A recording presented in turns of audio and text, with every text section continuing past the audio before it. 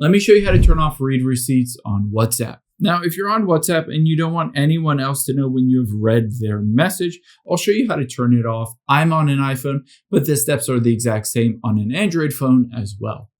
Now, if you go into a message, first we need to check to see if they're turned on.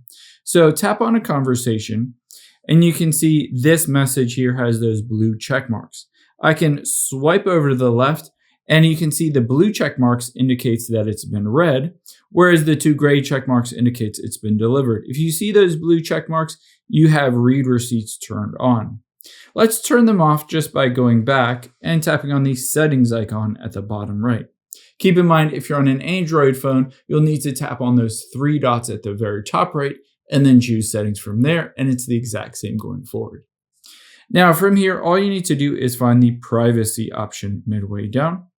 And now you can see last seen, where everybody can see whether you're online or not, but we need to scroll down, and a different option is read receipts. It says turn off read receipts. You won't be able to see read receipts for other people, and read receipts are always sent for group messages. So keep in mind, even though you turn that off, it will still be on for group messages. There's no way, unfortunately, to turn them off for those group messages.